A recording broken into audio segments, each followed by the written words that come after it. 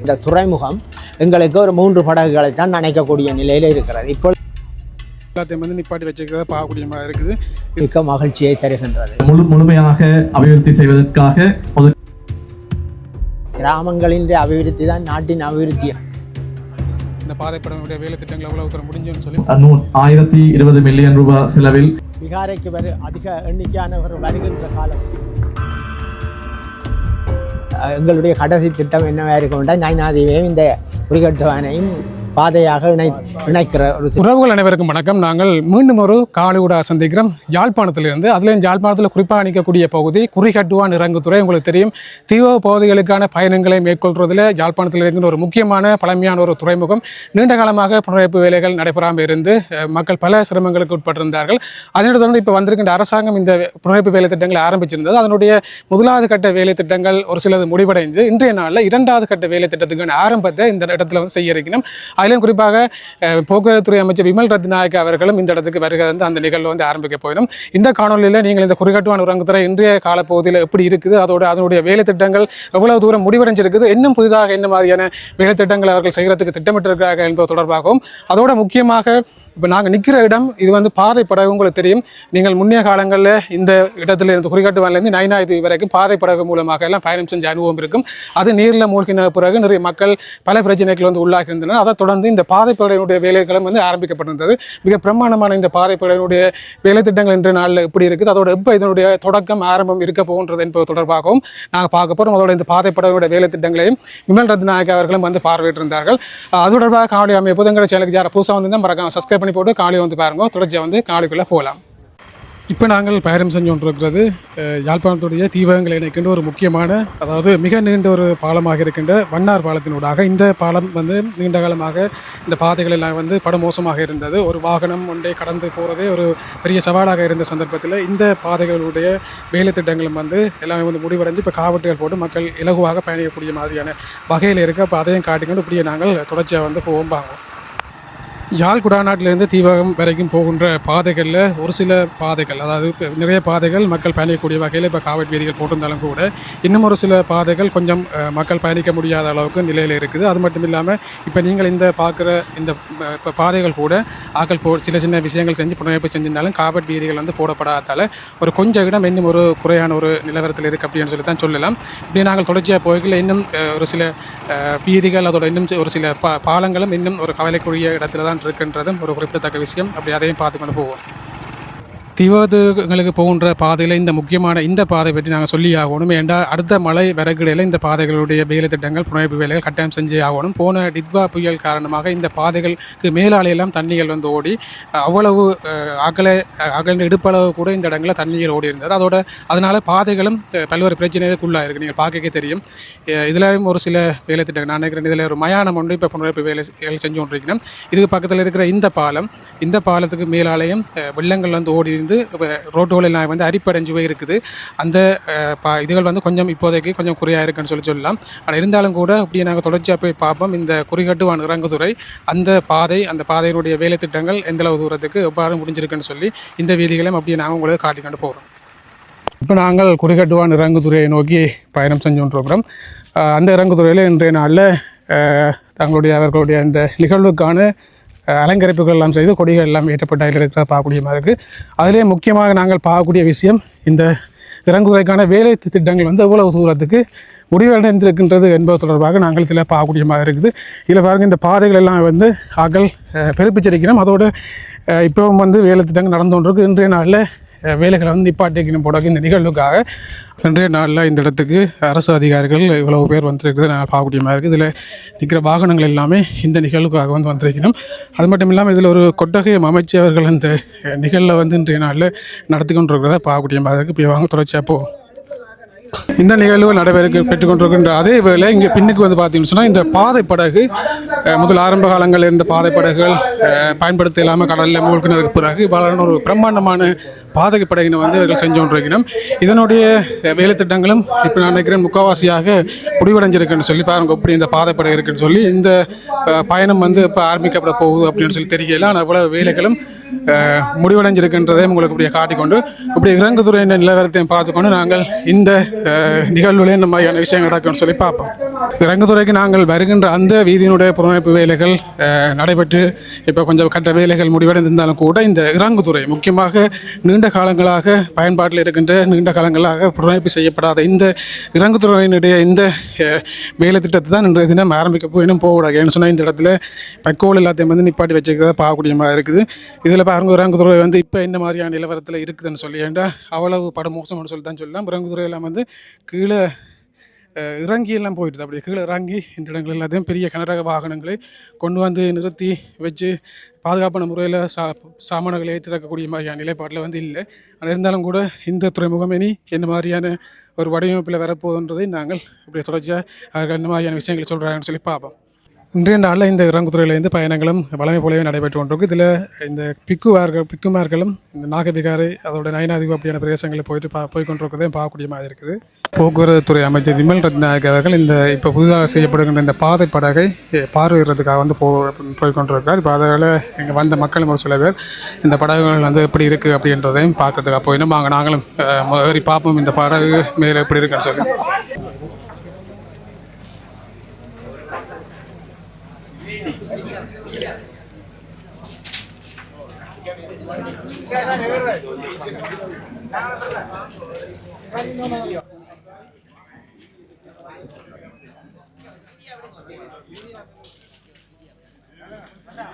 இப்போ நாங்கள் நிற்கிறது இந்த குறிகட்டுவான் இறங்குதுறையில் இருக்கின்ற பாதை படகுல அந்த பாதை படகை பார்வையிடுகின்ற விடயங்கள்லாம் இங்கே நடைபெற்று கொண்டிருக்கு. அதுவும் குறிப்பாக போக்குவரத்து துறை அமைச்சர் விமல் ரத்நாயக் அவர்கள் இந்த பாதை படகுடைய வேலை திட்டங்கள் எவ்வளவு தூரம் முடிஞ்சுன்னு சொல்லி இப்போ பார்வையிட்டு கொண்டிருக்கிறார். சரி, இப்படி வாங்க தொடர்ச்சியாக பார்ப்போம்.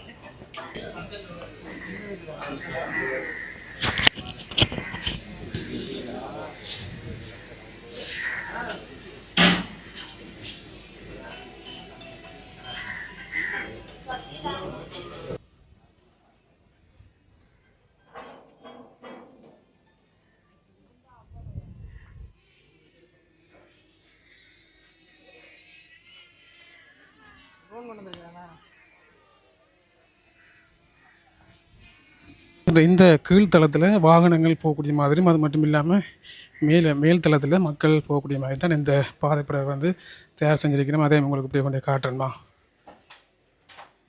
இதில் புதிதாக சீட்டுகள் எல்லாம் வந்து பொறுத்து இப்போ வேலை திட்டங்கள்லாம் வந்து முடிஞ்சது. அப்படி வந்து நினைக்கிற முக்கால்வாசி வேலை திட்டங்கள் முடிஞ்சதுன்னு சொல்லி கூடிய சீக்கிரம் நாங்கள் இந்த பாதைப்படகை இந்த கடலில் பயணிக்கிறதை நாங்கள் எதிர்பார்க்கலாம்னு சொல்லி நினைக்கிறேன்.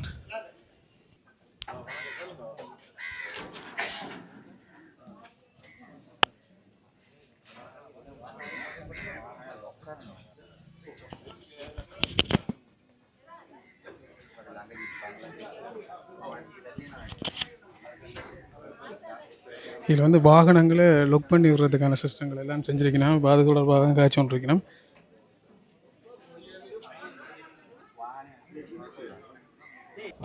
நான் மதியாபரண அம்பிகபாகன் நயனாதீவு. முக்கியமாக இந்த பாதை இந்த ஜூன் மாதம் அளவில் சேவையில் ஈடுபடுத்தப்பட இருக்கின்றது. இந்த ஜூன் மாதம் 15ஆம் தேதி எங்களுடைய அம்மனுடைய ஆலயத்தினுடைய உயர் திருவிழா ஆரம்பமாகிறது. ஆகவே அந்த காலப்பகுதியிலே இது சேவையில் ஈடுபடுத்தப்பட இருப்பது எங்களுக்கு மிக்க மகிழ்ச்சியை தருகின்றது. இன்றைக்கு நடந்த இந்த அதாவது துறைமுகத்தினுடைய அபிவிருத்தி அத்திவாரக்கல் நாட்டல் என்பது இந்த என்பிபி அரசாங்கம் நேரடியாக வந்து இந்த மக்களுடைய குறையை நேரடியாக பார்த்து தாங்களாகவே இந்த திட்டங்களை தீட்டி அது மட்டுமில்லாமல் அதற்குரிய நிதியையும் ஒதுக்கி ஒரு குறுகிய காலத்தில், அதாவது அடுத்த வருஷம் 27ஆம் ஆண்டு 10ஆம் மாதத்துக்குள்ளே இவை அனைத்தையும் பூர்த்தி செய்வதற்கு நடவடிக்கை எடுத்திருப்பதையிட்டு தீவுப்பகுதி மக்களாகிய நாங்கள் மிக்க மகிழ்ச்சி அடைகின்றோம். நயினாதீவு நெடுந்தீவு மக்களாகிய நாங்கள் மிக்க மகிழ்ச்சி அடைகின்றோம்.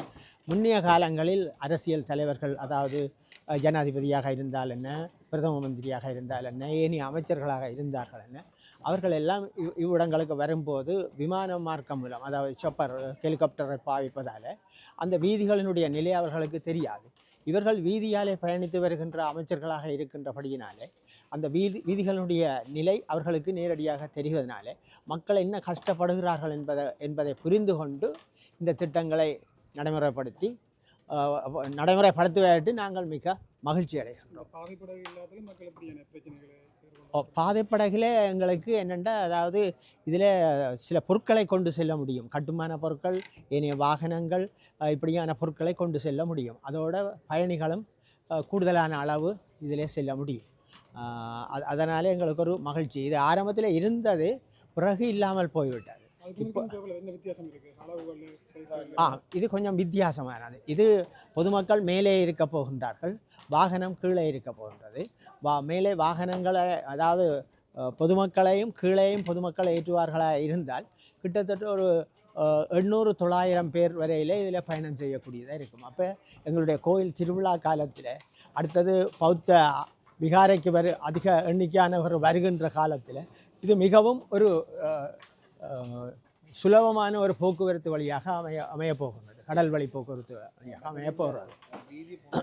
இந்த பாதை படகும் புனரமைக்கும் போது அவ்வளவு பிரம்மாண்டமான வளர்ச்சி இந்த குறிகட்டுவான் ஜெட்டி அடையும். அதாவது இந்த குறிகட்டுவான் ஜெட்டின்றது, அதாவது துறைமுகம்ன்றது ஆதி காலத்திலே இப்போ கிட்டத்தட்ட ஒரு 50-75 வருஷங்களுக்கு உட்பட்ட அமைப்பு தான் இதுவரைக்கும் இருந்தது. அதைத்தான் இந்த நெடுந்தீவு நைனாதீவு மக்கள் பாவித்து கொண்டு வந்த நாங்கள். மிக கஷ்டமான ஒரு சூழ்நிலையில் பாவித்து கொண்டிருந்த நாங்கள்.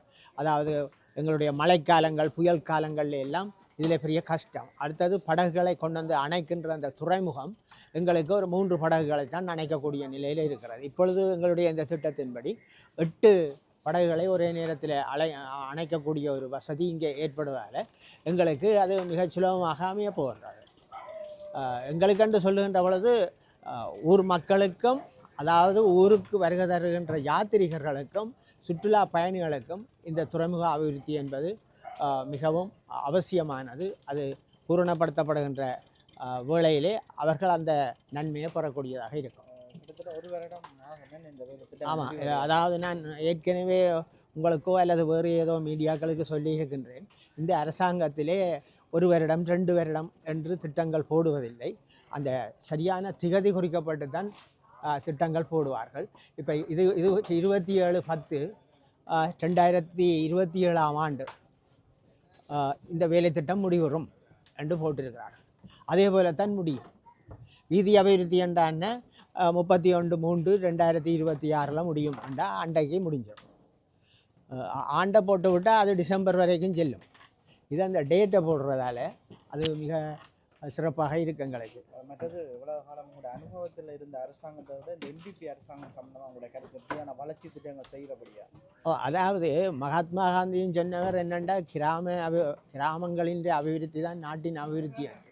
ஆகவே இந்த கிராமங்கள் அபிவிருத்தி செய்யப்படுகின்ற பொழுது, இந்த கிராமங்கள் மட்டும் இல்லை, மற்ற தென்பகுதியில் இருக்கின்ற கிராமங்களும் அபிவிருத்தி செய்யப்படுகின்ற பொழுது அந்த அரசாங்கம் ஒரு கூடிய காலத்துக்கு நின்று பிடிக்கக்கூடிய ஒரு தைரியத்தை இந்த கிராம மக்கள்கிட்ட இருந்து பெற்றுக்கொள்ளும். அது ஒரு சிறப்பான ஒரு செய்தி. சில திட்டங்களை இந்த அரசாங்கம் முன்னெடுத்திருக்குது. ஒரு சில முடிகிற கட்டத்தில் வந்துட்டு இதை விட உங்களுக்கு இருக்கின்ற முக்கியமான வேறு ஏதாவது திட்டங்கள் அப்படி எதனா ஐடியா இருக்கா? இதை செஞ்சால் இன்னும் நல்லா இருக்கும் அப்படின்னு சொல்லி.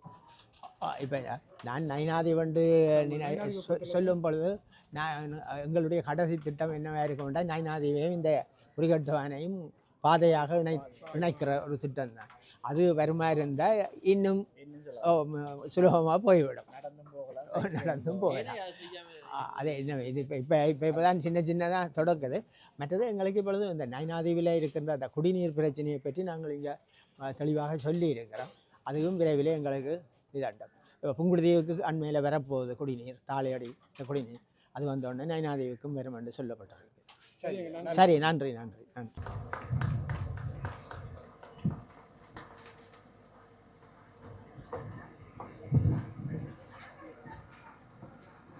நிகழ்வானது, இந்த நிகழ்ச்சி திட்டமானது 7 மாதங்களுக்கு முன்னர் ஆரம்பிக்கப்பட்டிருந்தது. அந்த நிகழ்வில் நாங்கள் இந்த நிகழ்வு பற்றியும் குறிப்பிட்டிருந்தோம். அந்த நிகழ்வானது இவ்வளவு தூரத்திற்கு இது வந்திருப்பதை நினைத்து மிகவும் சந்தோஷமாக இருக்கின்றது. நாங்கள் இந்த நேரத்தில் நமது வடக்கு மாகாண ஆளுநர் மற்றும் சில அதிகாரிகளும் குறிப்பிட்டிருந்தார்கள். இந்த பிரதேசத்தினுடைய முக்கியத்துவம் மற்றும் நைனாதீவு மற்றும் டெல்ஃப் பிரதேசங்களுடைய மக்களுக்கும் சுற்றுலாத்துறையினருக்கும் இதனுடைய முக்கியத்துவம் என்ன பற்றியும் குறிப்பிட்டிருந்தார்கள். அவற்றை நாம் முன்னெடுத்துக் கொண்டு செல்வோம் என்பதையும் குறிப்பிட்டிருந்தார்கள். பணத்தினூடாக 1,020 மில்லியன் ரூபாய் செலவில் முழுமையாக அபிவிருத்தி செய்வதற்காக ஒதுக்கப்பட்டு வேலை திட்டம் இடம்பெற்றுக் கொண்டிருக்கின்றது. டெல்ஃபை பொறுத்தவரையில் 1,400 குடும்பங்கள் வாழ்கின்றனர். அதே போல பல்வேறு சுற்றுலா துறையினரும் அந்த இடத்திற்கு வருகை இருந்து கொண்டிருக்கின்றனர். அந்த வகையில் இந்த குறிகட்டுவான் இறங்குதுறையானது எவ்வளவு முக்கியமானது அந்த மக்களுக்கு என்பது தொடர்பாக நாம் அவதானத்தில் எடுத்துக்கொண்டுள்ளோம். டெல்ஃப் தீவை பொறுத்தவரை நெடுந்தீவை பொறுத்தவரைக்கும் பிரதானமான பிரச்சனையாக போக்குவரத்து பிரச்சனை காணப்படுகிறது. அங்குள்ள பாடசாலையில் உள்ள ஆசிரியர்கள் தூர பிரதேசத்திலிருந்து கல்வியினை கற்பிப்பதற்கு வந்து கொண்டிருக்கிறார்கள்.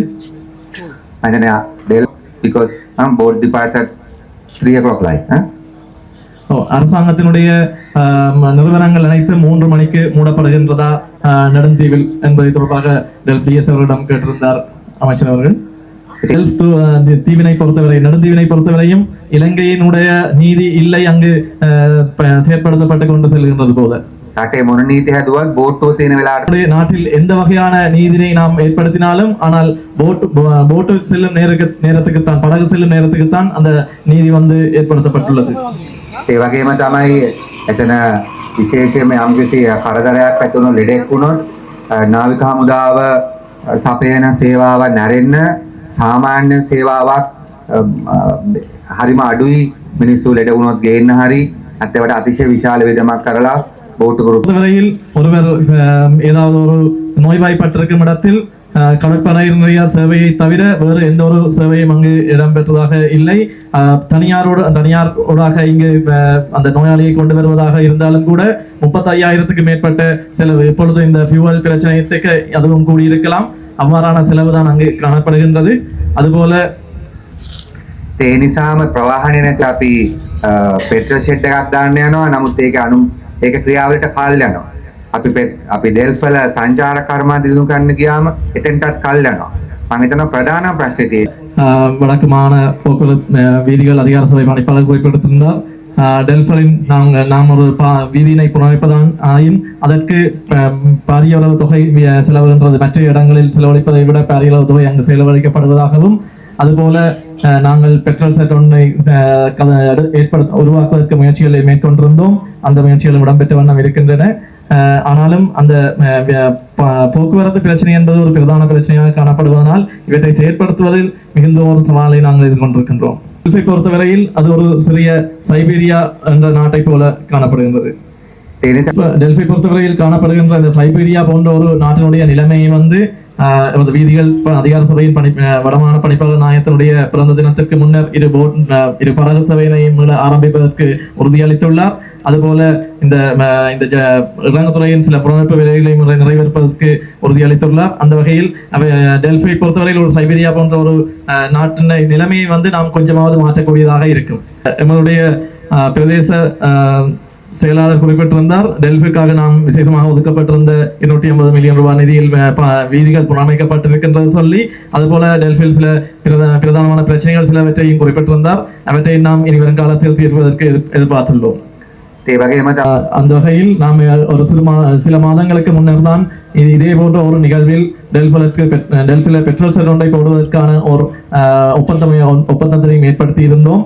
ஆனாலும் நமது நாட்டிற்கு பிற நாடுகளிலிருந்து எண்ணெயை கொண்டு வருவதை போல ஒரு கஷ்டம்தான் இந்த நம்முடைய இந்த ஹோமஸ் ஸ்ட்ரேட் එකෙන් තෙල් ගෙනවට වඩා අමාරු සමහරලාට ආණ්ඩුව ඇතුලේ ආයතන වැඩ කරන්නේ. எங்களுடைய அரசாங்கத்தினுள் இருக்கும் சில எங்களுடைய நடைமுறைகளுக்குள் வேலை செய்வது ஹோமோஸ் நாட்டிலிருந்து எண்ணெயை கொண்டு வருவதன் பார்க்க ஒரு கஷ்டமான ஒரு நிலைமையாகத்தான் இங்கு காணப்படுகிறது.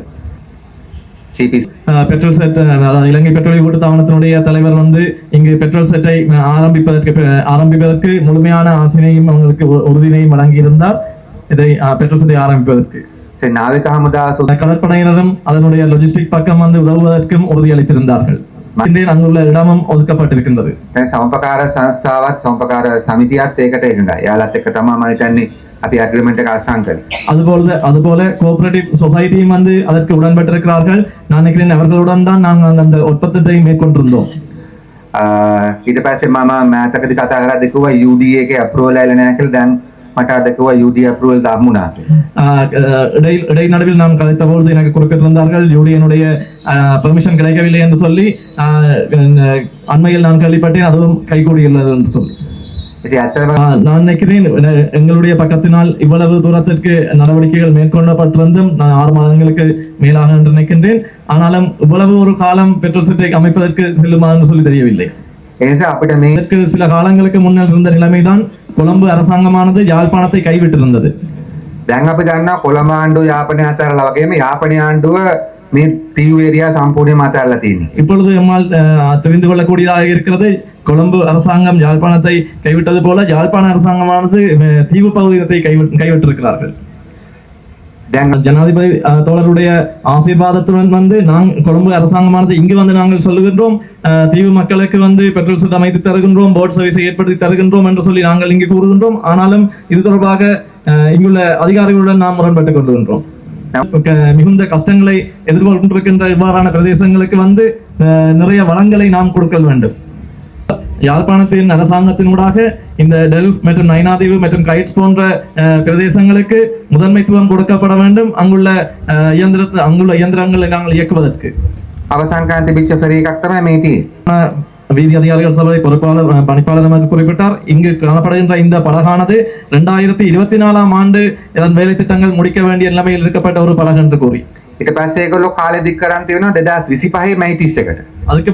அதுக்கு பின்னர் அந்த காலத்தினை வந்து நீடித்திருக்கிறார்கள் 2025 மே 31 தேதி என்று கூறி දැන් ඒගොල්ලෝ කාලෙ ඉල්ලලා திரும்ப காலத்தினை நீடித்திருக்கிறார்கள் 2026 ஆண்டு மே 31 தேதி என்று கூறி ඉතින් කැලෙන්ඩර් அளவு பேப்பர் இருக்குதானே ඉතින් දින තියෙනවා.